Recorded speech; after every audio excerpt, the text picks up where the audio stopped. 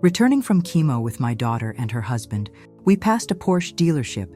He said, "That's my dream car." Without hesitation, she handed him my credit card. "Use Mom's card. She has $500K saved and won't live long enough to spend it anyway." 3 days later, they were both in jail, and I was in a Porsche. If you're watching this, subscribe and let me know where you're watching from. This story gets wild, and you're going to want to hear how it ends. The drive home should have been celebratory. Sarah's husband, Marcus, was unusually chatty from the driver's seat, talking about weekend plans and summer vacations like my future was suddenly guaranteed again. I watched the familiar streets of downtown Phoenix scroll past through the passenger window, feeling lighter than I had in almost a year. That's when we passed Henderson's luxury cars, and everything changed. "Stop the car," Marcus said suddenly, his voice thick with want. There, gleaming under the Arizona sun like a metallic jewel, sat a silver Porsche 911. "That's it. That's my dream car. I've wanted one since I was 16.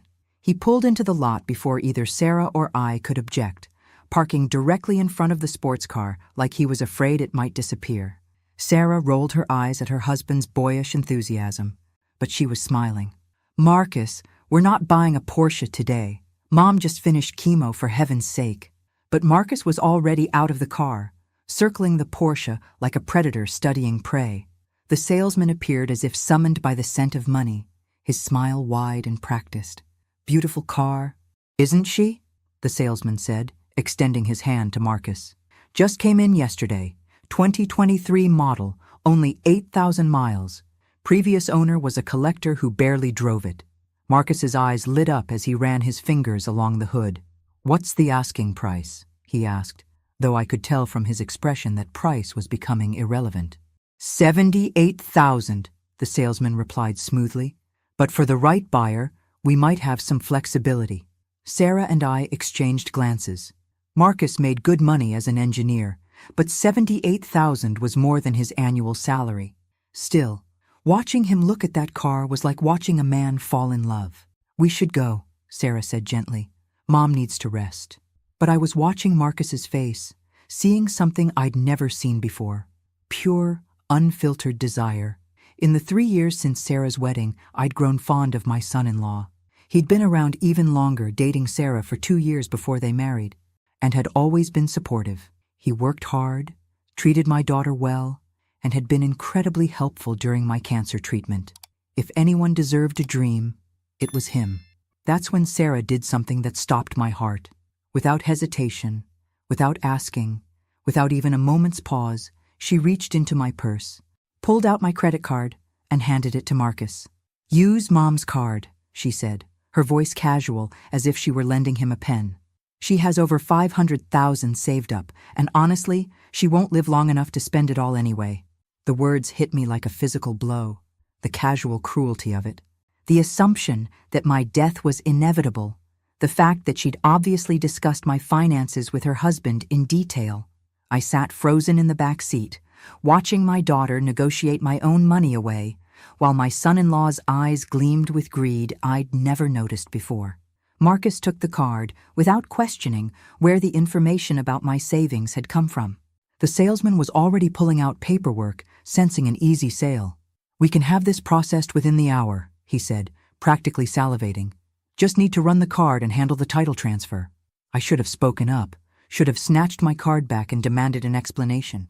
But I was still reeling from the chemical fog of my final treatment, still processing what I'd just heard. Instead, I sat in stunned silence as my daughter and son-in-law spent my money on a car I'd never be allowed to drive, celebrating my survival by planning for my death. The paperwork took 47 minutes. I know because I watched every second tick by on the dealership's wall clock, my mind slowly clearing as the reality of what was happening sank in. By the time Marcus was sliding behind the wheel of his new Porsche, I had made a decision that would change everything. 3 days later, I was sitting in my own silver Porsche 911, watching through the dealership window as my daughter and son-in-law were led away in handcuffs. But that's getting ahead of myself. First, you need to understand how a 68-year-old cancer survivor went from victim to victor in less than 72 hours.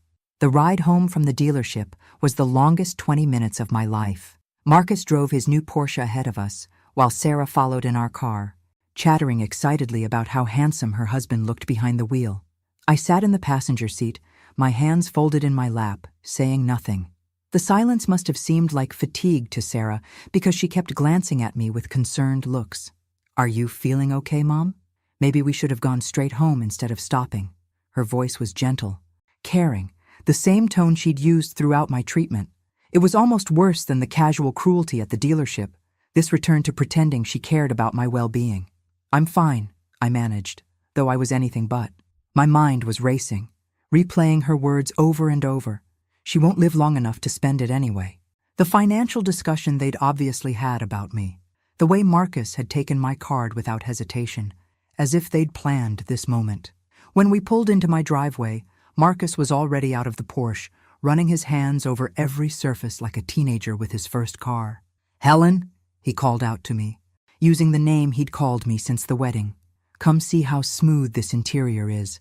This leather is like butter."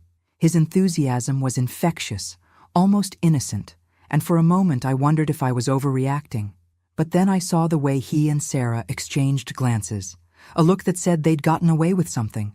Sarah's shoulders had relaxed in a way that told me she'd been nervous about my reaction. They'd gambled on my gratitude for their support during treatment, my exhaustion from chemo, my natural tendency to avoid confrontation. They'd calculated correctly until now. "You know what?" I said, forcing a smile. "I think I'd like to take a nap. The treatment always makes me tired." Sarah immediately shifted into caregiver mode, helping me up the front steps and fussing over whether I'd eaten enough lunch. "Should I make you some soup? Or maybe that ginger tea Dr. Morrison recommended?" "I'm fine, sweetheart. Just tired." I let her tuck me into bed like I was a child, accepting her kisses on my forehead and promises to check on me in a few hours. Through my bedroom window, I could hear Marcus starting the Porsche's engine over and over, revving it like a motorcycle. The sound made my teeth ache. Once they left, I lay in bed staring at the ceiling for exactly 10 minutes. Then I got up, walked to my desk, and opened my laptop. If Sarah and Marcus wanted to discuss my finances, they were about to learn exactly how much money I really had.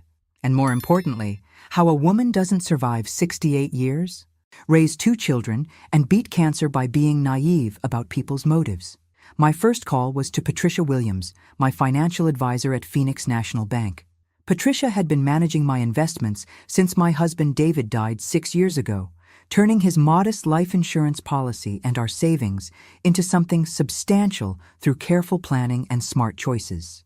She answered on the second ring. "Helen, how did the treatment go today?" Patricia's voice was warm with genuine concern.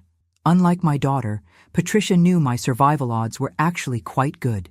Stage 2 breast cancer with an excellent prognosis, especially given my overall health and the aggressive treatment protocol. "Treatment went fine, Patricia, but I need to discuss something urgent about my accounts." I explained what had happened at the dealership, watching Patricia's silence stretch longer with each detail. When I finished, she let out a low whistle. "Helen, I have to ask, did you authorize this purchase?" Her professional training was kicking in, and I could practically hear her taking notes. "Absolutely not. And I need to know exactly how much they charged to my card. Plus, I want to understand all my options." Patricia put me on hold while she accessed my accounts. When she came back, her voice was grim. The charge was processed for $78,000 plus taxes and fees. "Total damage is $84,247. She paused. "Helen, this is a significant amount. If you didn't authorize it—" "I want to report it as fraud," I said clearly. "And I want to understand exactly what that means for Sarah and Marcus." Patricia walked me through the process. Since the purchase was over $50,000 and made without my authorization, it would automatically trigger a federal investigation. The dealership would be required to cooperate, providing security footage and documentation. If the FBI determined the purchase was fraudulent, Sarah and Marcus could face charges for felony fraud, identity theft, and conspiracy. The penalties could include significant jail time, Patricia warned. "Are you sure you want to go down this road? It's your daughter we're talking about." That question hung in the air between us. Was I sure? Was I ready to potentially send my only daughter to prison over a car? I thought about her words at the dealership, her casual dismissal of my survival, the way she'd discussed my money with her husband, like I was already dead, the calculation in her eyes when she handed over my card. "Patricia," I said quietly, "they're counting on me being too weak or too grateful to fight back. They're wrong. Then we move forward. I'll start the fraud report immediately and freeze the card to prevent any additional charges." As I hung up, I felt something I hadn't experienced in months. Not hope this time, but power. For the first time since my diagnosis, I wasn't the victim of circumstance. My second call was to Detective Ramon Santos at the Phoenix Police Department. Ramon had been David's partner for 12 years before David retired, and he'd kept in touch with our family ever since. When I explained the situation, his response was immediate and sharp. "Helen, this is serious stuff. Even if it's family, fraud is fraud." He paused. "Though I have to warn you, once this investigation starts, you can't just change your mind if things get uncomfortable." I assured him I understood the implications. Ramon promised to coordinate with the FBI Financial Crimes Unit and suggested I document everything: the timeline, conversations, any evidence of premeditation. That evening, Sarah called to check on me. "How are you feeling, Mom? You seemed tired earlier." Her voice was sweet, concerned, completely normal.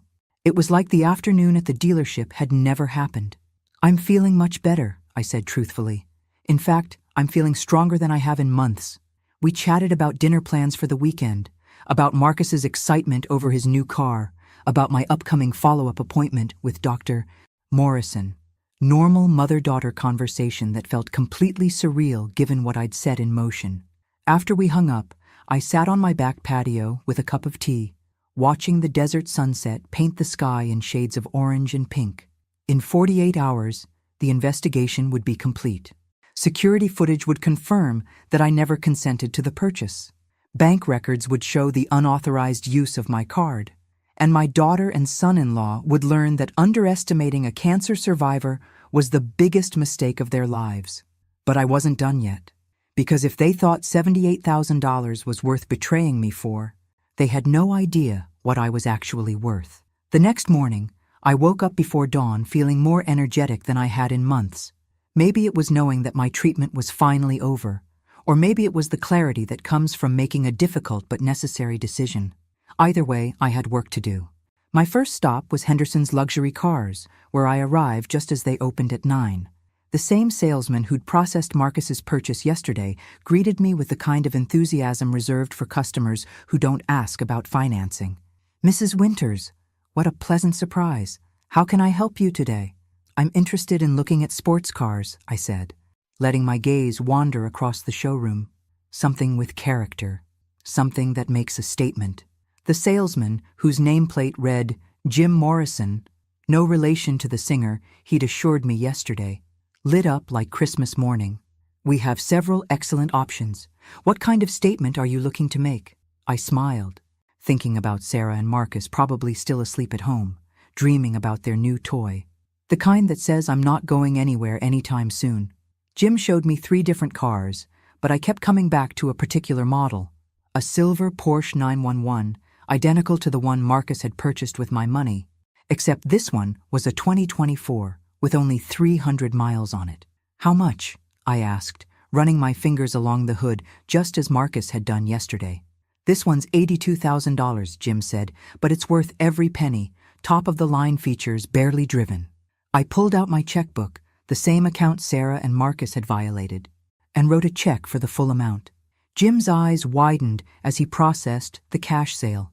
"Mrs. Winters, I have to say, it's unusual to see someone pay cash for a vehicle like this." I handed him the check with a smile. "At my age, you learn not to put off the things that make you happy." An hour later, I was driving my new Porsche home, the desert wind whipping through my hair as I took the long way through Scottsdale. The car handled like a dream, responsive and powerful in a way that made me feel 20 years younger. When I pulled into my driveway, I noticed Sarah's car was already there. She was sitting on my front porch, her face etched with worry. "Mom? Where were you? I've been calling for an hour." She stood up as I got out of the Porsche, her eyes widening as she took in the car, my wind-blown hair, the unmistakable glow of someone who'd just spent a lot of money. I went shopping, I said simply. I decided if Marcus could have a new car, so could I. Sarah's mouth opened and closed several times, like a fish out of water. Mom, you bought a Porsche? Her voice was barely above a whisper. I did. Do you like it? I asked, patting the hood affectionately. It's exactly like Marcus's, except newer. Sarah looked like she might faint. Mom, how much did this cost? The concern in her voice wasn't maternal anymore. It was financial panic. $82,000, I said cheerfully. But don't worry. According to you, I have plenty of money, and I won't live long enough to spend it anyway. Sarah's face went white. Mom, I didn't mean yesterday. I was just what? Just assuming I was too weak to notice? Too grateful for your help to question your decisions? I unlocked my front door and walked inside, leaving Sarah to follow. We need to talk. In my living room, Sarah perched on the edge of the sofa like she was ready to flee. Mom, about yesterday, I think there was a misunderstanding. I settled into my favorite chair, the one David had bought me for my 60th birthday, and studied my daughter's face. What kind of misunderstanding, sweetheart? Well, when I gave Marcus your card, we've been talking about how grateful we are for everything you've done for us during your treatment. And Marcus has been working so hard, and he's been so worried about you, and when I saw how much he wanted that car— She was babbling now, her carefully constructed justification falling apart under examination. So, you decided to spend my money as a thank you gift to your husband? I kept my voice level, curious rather than accusatory. Without asking me first? Sarah's eyes filled with tears. I knew you'd say yes if I asked. You always do. You're so generous, Mom. Sometimes too generous for your own good. That phrase, too generous for your own good, hit me like a revelation. How many times had I heard it over the years? From Sarah when I donated to charity. From Marcus when I helped their friends with moving expenses. From neighbors when I paid for Girl Scout cookies I didn't want. I'd always taken it as a compliment, but now I heard it differently. It was an accusation, a character flaw they'd been discussing behind my back. And the comment about me not living long enough to spend my money? I asked quietly. Sarah's face crumpled. Mom, the doctor said the prognosis was good, but cancer it's unpredictable. Marcus and I have been talking about what would happen if the treatment didn't work. We want to make sure you enjoy life while you can. By spending my money on things I'll never use? Sarah wiped her eyes with the back of her hand. By making sure the people we love get to experience happiness. The car makes Marcus so happy, Mom. You should see how he lights up when he talks about it. I stood up and walked to the window, looking out at my new Porsche gleaming in the afternoon sun. And my happiness? My right to make my own financial decisions? How do those factor into your calculations? The silence stretched between us. Finally, Sarah spoke, her voice small and defeated. We messed up. I see that now. But Mom, we can fix this. Marcus can return the car, and we can pretend yesterday never happened. I turned back to face her, seeing her clearly for perhaps the first time in years. My beautiful, capable daughter, who'd somehow learned to see her mother as a resource to be managed rather than a person to be respected. Sarah, some things can't be pre-taken back. Some trust, once broken, can't be repaired. What are you saying? The panic was creeping back into her voice. I walked over and sat beside her on the sofa, taking her hands in mine. I'm saying that yesterday, when you handed Marcus my credit card, you made a choice. You chose to see me as someone whose money matters more than whose consent matters. And today, I'm making a choice too. Sarah's phone rang, interrupting the moment. She glanced at the screen and her face went pale. It's Marcus. Mom, please, whatever you're planning. I squeezed her hands gently. Answer it, sweetheart. But remember, some conversations can't be unheard, just like some actions can't be undone. As Sarah lifted the phone to her ear, I could hear Marcus's voice even from across the room, high-pitched with panic and unmistakably frightened. The investigation was moving faster than I'd expected. In a few hours, they'd both understand exactly how expensive their gratitude had really been. Sarah's face went from pale to ashen as she listened to Marcus on the phone. Even from where I sat, I could hear fragments of his panicked explanation. FBI agents, fraud investigation. They took the car. When she hung up, her hands were shaking. Mom, what did you do? Her voice was barely a whisper. I stood up and walked to my kitchen, needing something to do with my hands. Making tea had always calmed me, and right now I needed all the calm I could get. I reported the unauthorized use of my credit card, I said, filling the kettle with water. It's what any responsible person does when someone steals from them. Sarah followed me into the kitchen, her movements jerky with fear. Steals? Mom, I'm your daughter. We're family. Family doesn't steal, Sarah. I kept my back to her, focusing on the ritual of preparing tea. Earl Grey, 2 sugars, a splash of milk, the same way I'd been making it for 40 years.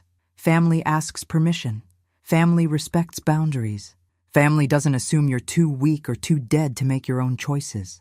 I could hear Sarah crying behind me.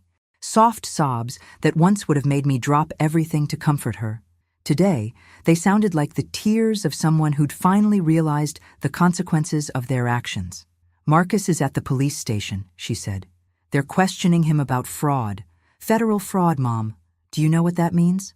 I turned around, leaning against the counter as I studied my daughter's face. It means the government takes stealing seriously, even when family members do it. The kettle whistled, and I poured water over the tea bags, watching the clear liquid slowly turn amber. It means there are consequences for treating people like ATMs. But you gave me access to that account years ago. For emergencies. Sarah's voice was desperate now, grasping for any legal foothold that might save them. I nodded thoughtfully. I did give you emergency access for medical bills, home repairs, genuine crises. Was Marcus wanting a Porsche an emergency? Sarah's silence was answer enough when I'd given her access to my accounts. It was after David's death, when I was overwhelmed with grief and grateful for her help managing my affairs. I'd never imagined she'd use that access to fund her husband's wish list. Mom, please, Sarah said, her voice breaking.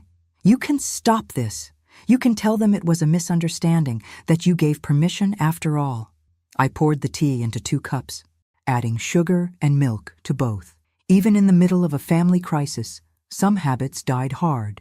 Drink your tea, I said, handing her a cup. We need to talk about some things you don't know. Sarah wrapped her hands around the warm cup like it was an anchor. What things? I settled across from her at my kitchen table, the same table where we'd had countless conversations over the years. Homework help, boy troubles, college plans, wedding arrangements. Never anything like this. Did you know that when your father died, he left me more than just the life insurance policy? Sarah looked confused. What do you mean? Ooh, the insurance was $100,000, and you had your savings. I smiled, remembering David's quiet pride in his financial planning. Your father was much more careful with money than anyone knew. He had investments, pension benefits, real estate holdings that he never talked about. He was old-fashioned that way, thought money talk was ungentlemanly. Sarah's cup clinked against her saucer as she set it down with unsteady hands. How much more? The question came out in a whisper. Enough that the $84,000 you and Marcus spent yesterday represents about 2% of my total assets, I said calmly. I'm not poor, Sarah. I'm not desperate, and I'm not dying anytime soon. The color drained from Sarah's face completely. 2%? I nodded. Dr. Morrison gave me a 93% 5-year survival rate. My oncologist expects me to live another 20 to 25 years. Plenty of time to spend my money on things I actually want. Sarah stared at me like I was a stranger. But you live so modestly. You drive that old Honda, you shop at discount stores. You never. I learned from your father that living below your means is how you stay comfortable. Just because I have money doesn't mean I need to flaunt it. I sipped my tea, letting that sink in. Unlike some people who think a windfall is permission to buy toys. My phone rang, interrupting the tension. Detective Santos's number flashed on the screen. Excuse me, I said to Sarah, answering the call. Helen, we've got Marcus here for questioning, Ramon said without preamble. The federal agents want to know if you're willing to come in and give a formal statement. Of course, I replied, watching Sarah's face crumble as she realized the investigation was real and moving forward. Should I come now? That would be helpful. And Helen? You should know that your son-in-law is claiming his wife told him you'd given permission for the purchase. The agents will want to ask you about that specifically. After I hung up, Sarah was staring at me with a mixture of fear and something that looked almost like respect. You're really going to testify against us? I finished my tea and stood up. I'm going to tell the truth, Sarah, that I never gave permission for the purchase and that you and Marcus took my card without authorization. The rest is up to the investigators. Sarah started crying again, harder this time. Mom, please. Marcus could go to prison. I could go to prison. We're talking about our lives here. I paused at the kitchen doorway, looking back at my daughter. At 32, she was still beautiful, still capable of breaking hearts with her tears. But she was also old enough to know better. You should have thought about that before you decided my money was yours to spend, I said gently. Actions have consequences, sweetheart. It's a lesson I should have taught you better when you were younger. As I gathered my purse and keys, Sarah followed me to the front door. What happens now? She asked. I looked out at my silver Porsche, then at her tear-stained face. Now you and Marcus learn what it costs to underestimate a cancer survivor who's tired of being everyone's piggy bank. The drive to the police station was surprisingly peaceful. For the first time in months, I felt like I was exactly where I needed to be, doing exactly what needed to be done. Sarah and Marcus had made their choice at that dealership. Now, I was making mine. But first, I had one more stop to make. There was still something they didn't know about their perfect crime, and it was going to change everything. The Phoenix Federal Building was more intimidating than I'd expected, all glass and steel reaching toward the desert sky like a monument to justice. Detective Santos met me in the lobby, his familiar face a comfort in the sterile government environment. Helen, I have to say, you look remarkably calm for someone about to put her own daughter in federal custody, he said as we waited for the elevator. I adjusted my purse strap, feeling the weight of the documents I'd brought. Maybe that's because I know something they don't. The FBI agents, Sarah Richardson and Michael Chen, were professional but intense. Agent Richardson, a woman about Sarah's age with steel-gray eyes, led the questioning while Agent Chen took notes. Mrs. Winters, can you walk us through exactly what happened at Henderson's luxury cars yesterday? I recounted the events in detail. The stop at the dealership, Marcus's enthusiasm for the Porsche, Sarah's casual announcement about my finances, and her unauthorized use of my credit card. Agent Richardson's expression remained neutral, but I caught Agent Chen exchanging a look with Detective Santos when I mentioned the $500,000. Did you at any point give verbal permission for this purchase? Agent Richardson asked. No, I was in shock. I'd just finished my final chemotherapy treatment, and my daughter was discussing my death and my money like I wasn't even there. Agent Chen leaned forward. Mrs. Winters, your daughter claims she had previous authorization to use your accounts for family expenses. I opened my purse and pulled out a folder I'd prepared that morning. She did have emergency access, which is why I brought these. I spread the documents across the conference table, bank statements showing every transaction Sarah had made over the past 3 years, each one carefully highlighted and annotated. Emergency dental work for her husband, $4,200. Emergency vacation to Hawaii, $8,500. Emergency kitchen renovation, $15,000. I looked up at Agent Richardson. Apparently, everything in their lives qualifies as an emergency except asking my permission first. Detective Santos whistled low. Helen, how much are we talking about total? I'd spent 2 hours this morning with my calculator and banking records. Over the past 3 years, Sarah has withdrawn $127,000 from my accounts. The Porsche purchase was just the largest single transaction. Agent Chen's pen stopped moving. Mrs. Winters, are you saying this pattern of unauthorized access has been going on for years? I nodded. I've been documenting everything, but I kept making excuses. She was helping me after David's death. She was supporting me through cancer treatment. She was family. I convinced myself that family meant sharing everything. Agent Richardson studied the bank statements. This goes beyond simple fraud. We're looking at a pattern of financial exploitation spanning multiple years. She looked up at me. Mrs. Winters, I have to ask, are you prepared for the full scope of charges this evidence could support? That was the question I'd been dreading and anticipating all morning. Agent Richardson, how much trouble are Sarah and Marcus actually facing? She consulted her notes. Based on the single credit card incident alone, we're looking at federal fraud charges that could carry 5 to 10 years. With this pattern of financial exploitation you've documented, she paused. We could be talking about significantly more time. I felt the weight of what I'd set in motion settling around me like a heavy blanket. And if I choose not to pursue the additional charges? If I limit this to just the Porsche incident, Agent Chen answered, you can't choose which federal crimes to prosecute, Mrs. Winters.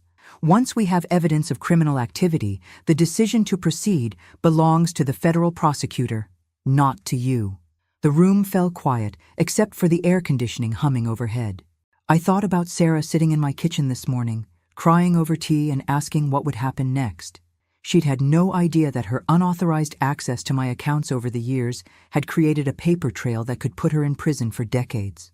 Mrs. Winters, Agent Richardson said gently, there is one factor that could significantly impact the charges and sentencing.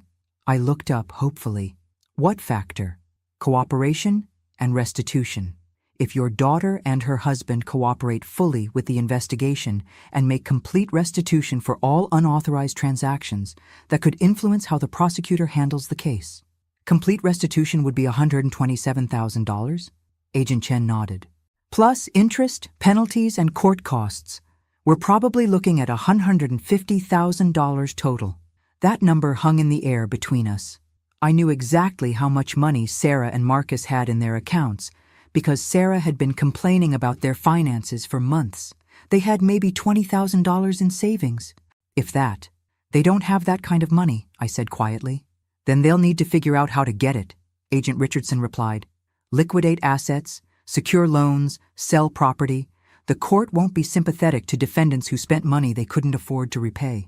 As I prepared to leave the federal building, Detective Santos walked me to my car. Helen, I have to ask, are you okay with how serious this has become? I looked back at the building where my daughter and son-in-law were probably being processed for federal crimes. Ramon, for 3 years I've been the family ATM. I've watched them spend my money on luxuries while I shopped at thrift stores and worried about being a burden. Yesterday at that dealership, I realized they weren't just taking my money, they were taking my dignity. And now?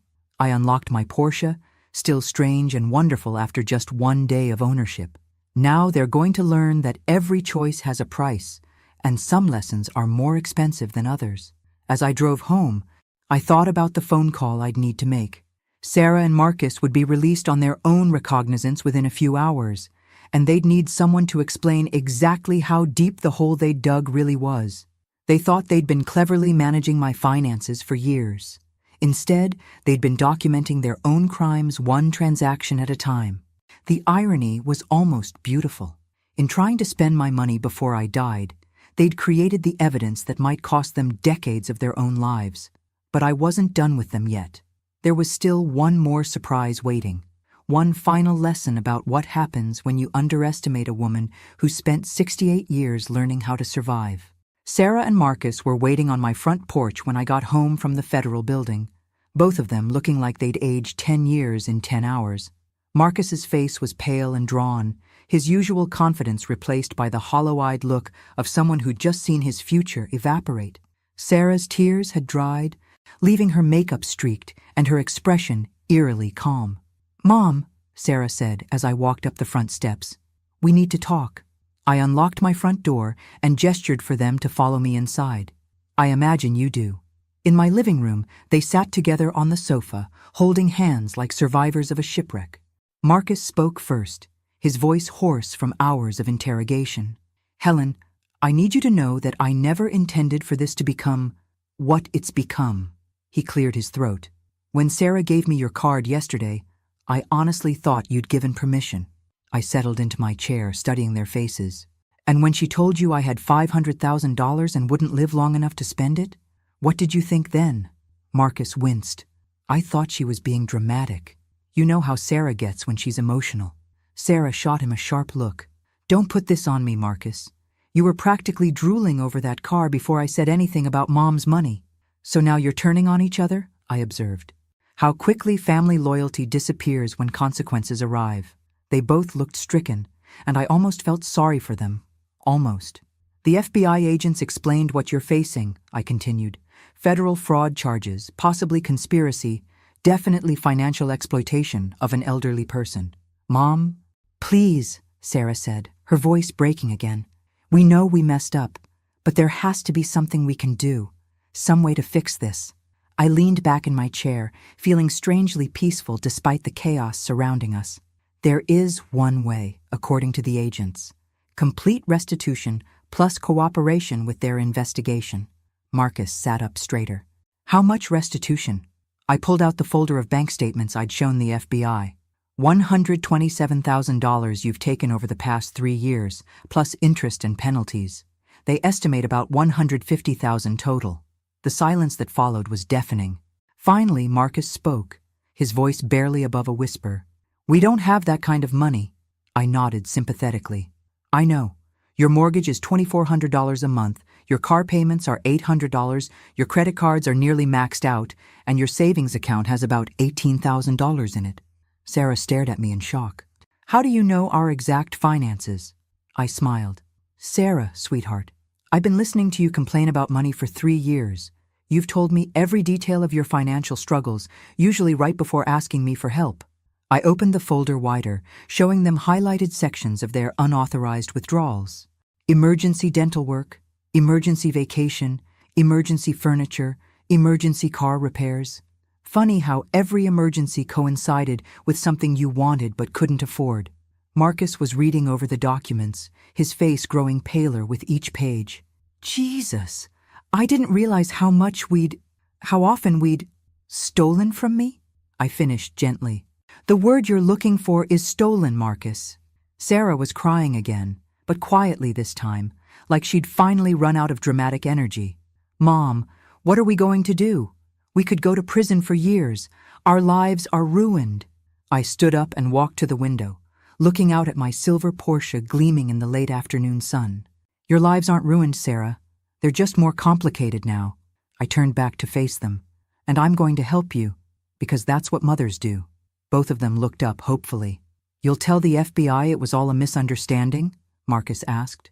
I shook my head. No, Marcus, I'm going to tell them the truth. But I'm also going to help you raise the restitution money. Sarah looked confused. How? We don't have any assets worth that much. I walked over to my desk and pulled out another folder, this one containing documents they'd never seen. Actually, you do. You just don't know it yet. I spread the papers across the coffee table. Property deeds, investment portfolios, bank statements from accounts they didn't know existed. When your father died, Sarah, he left instructions for his estate that I never fully explained to you. Sarah picked up one of the documents, her hands shaking.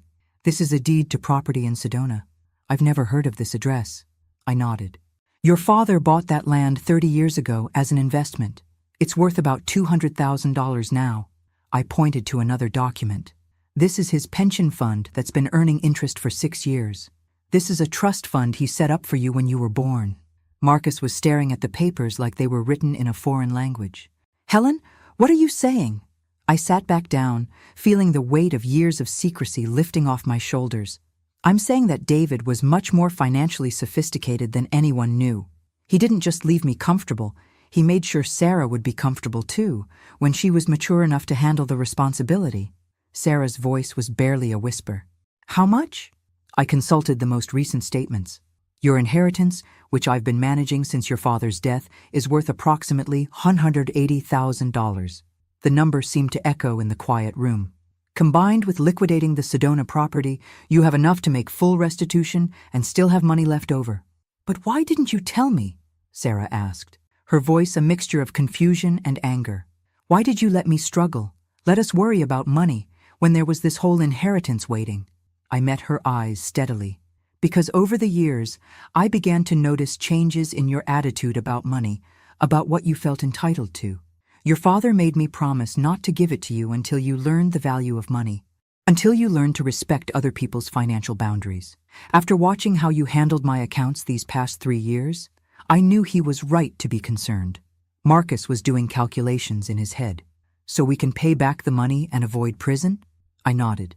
You can make restitution, probably negotiate plea deals that avoid significant jail time, and start your lives over with a better understanding of consequences.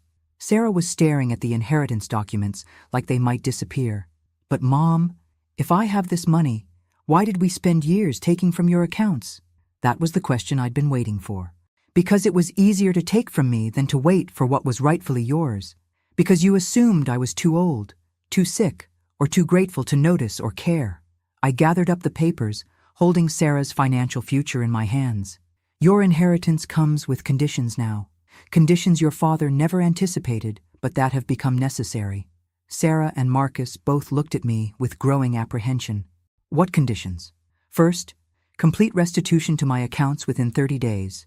Second, formal letters of apology acknowledging that you stole from me, not borrowed. Third, you'll attend financial counseling to learn how to manage money responsibly. I paused, letting that sink in. And fourth, you'll never have access to my personal accounts again, ever. Marcus nodded quickly. Those seem reasonable.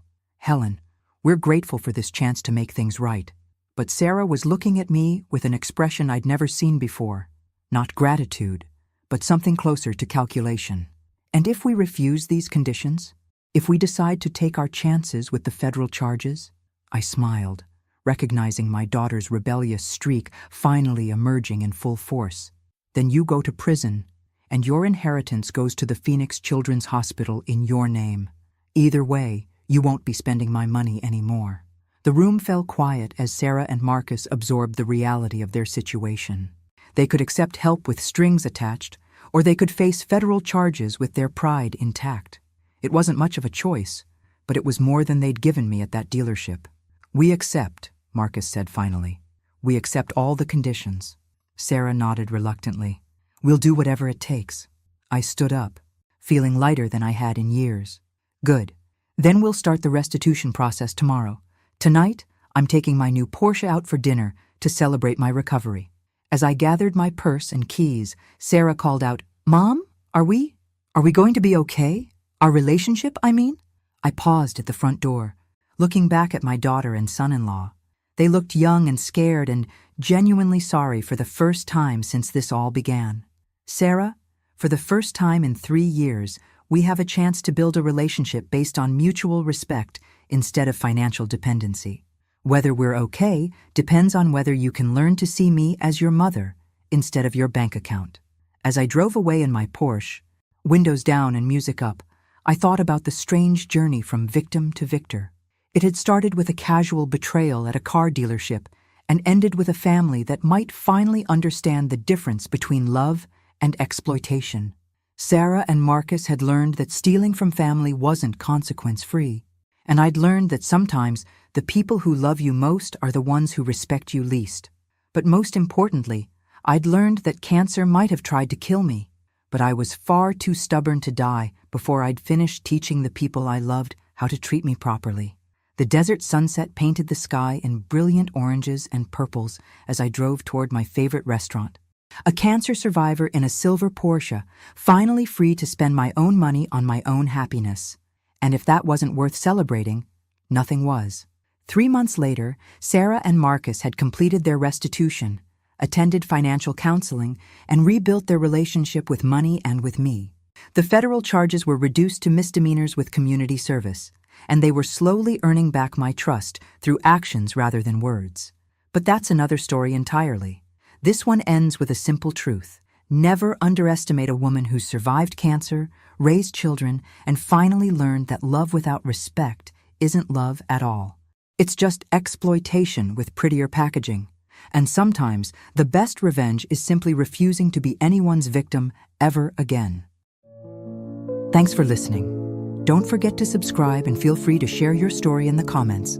Your voice matters.